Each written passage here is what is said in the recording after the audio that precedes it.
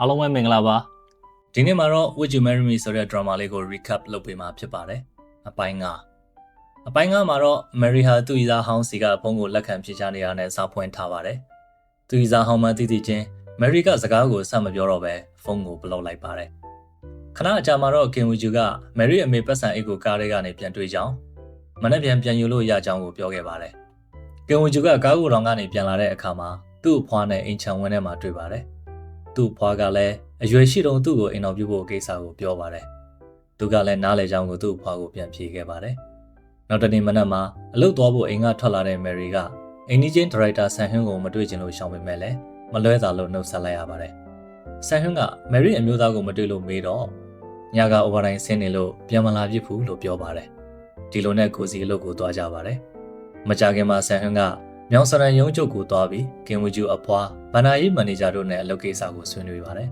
။ကင်ဝူဂျူအဖွားကကင်ဝူဂျူကိုမီတင်ကိုခေါ်ပေမဲ့ရောက်နေတဲ့သူကဆန်ဟွန်းမန်တည်သွားလို့ကင်ဝူဂျူကဘိုင်းနာချင်းအောင်ဆောင်ပြီးတပ်စင်ကန်းထဲမှာမီတင်ပြီးတဲ့အထိအချိန်ဖြုံးနေလိုက်ပါတယ်။ခဏအကြာမှာတော့မီတင်ပြီးပြီအထင်နဲ့တပ်စင်ကန်းထဲကနေပြန်ထွက်လာမှာတော့ဗန္နာရေးမန်နေဂျာနဲ့အတူပြန်ထွက်လာတဲ့ဆန်ဟွန်းကိုတွေ့ပြီးသူဒီမှာလှုပ်နေတာကိုသိသွားခဲ့ပါတယ်။သူတို့နှစ်ယောက်မသိသလိုဟန်ဆောင်ကြပြီးလှုပ်ဝက်ချက်ကိုထိမ့်ပေးဖို့ကတိတီခဲ့ကြပါတယ်။တက်လီကအတူစီလာကြပြီးအောက်ထပ်ရောက်တော့မယ်ရီနဲ့ထပ်တွေ့ပါတယ်။မယ်ရီကကင်ဝူဂျူစီမှာပိုက်ဆံအိတ်လာယူတာဖြစ်ကြောင်းပြောပါတယ်။နောက်တစ်ခါမှာတော့မယ်ရီနဲ့စစ်တပ်ထဲကသူ့တငယ်ချင်းတို့ကနေလက်စားစားဖို့ခောက်ဆွဲဆိုင်မှာစုံကြပါတယ်။ဆိုင်ကလည်းလူကျက်နေပြီးသူတို့ကိုဝိုင်းပေါင်းပြီးလာစားတဲ့သူကကင်ဝူဂျူဖြစ်နေလို့မယ်ရီကအံ့ဩနေခဲ့ပါတယ်။မယ်ရီလည်းသူ့တငယ်ချင်းနဲ့ကင်ဝူဂျူကိုမိတ်ဆက်ပေးလိုက်ပြီးစကားတွေသူတို့ပြောကြပါတယ်။အဲ့ဒီမှာမယ်ရီငယ်ဘဝကအချစ်ဦးဆိုတဲ့ကောင်လေးကသူ့ပဲဆိုတာကိုကင်ဝူဂျူကသိလိုက်ရပါတယ်။ဒါပေမဲ့မယ်ရီကတော့မသိပါဘူး။ညမှာတော့ကင်ဝူဂျူဖွားက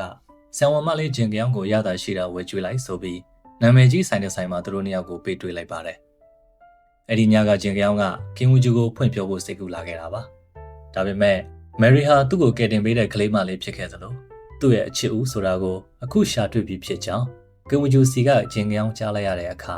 ဂျင်ကြောင်ကအဲ့ညကအသေးတွေကွဲပြီးသူ့ခံစားချက်တွေကိုဖြေဖျောက်ဖို့ဆေးရုံဝင်းကပီယန်နိုကိုတီးနေခဲ့ပါတယ်။ဒါကို CEO ရဲ့အနိုင်ကျင့်တာကိုခံခဲ့ရတဲ့ဆန်ဟွန်းကမြင်ပြီးအဝေးတနေရာကနေကြည့်နေခဲ့ပါတယ်။နောက်တနေ့မနက်မှာတော့ကင်ဝူဂျီရဲ့မွေးနေ့ဖြစ်တယ်လို့သူ့မိဘတွေသေဆုံးခြင်းရဲ့နှစ်ပတ်လည်နေ့လည်းဖြစ်ပါတယ်။ဘုန်းကြီးအောင်တစ်ခုမှမိသားစုတွေအားလုံးဆုတောင်းကြပြီးသူ့အတော်ရဲ့မစင်မချင်းစကားကြောင့်ပိုပြီးဝမ်းနည်းခဲ့ရပါတယ်။အမှန်ကတော့ကင်ဝူဂျီရဲ့မိဘတွေသေဆုံးမှုရဲ့နောက်ွယ်ကအဓိကလှုပ်ချန်သူဟာ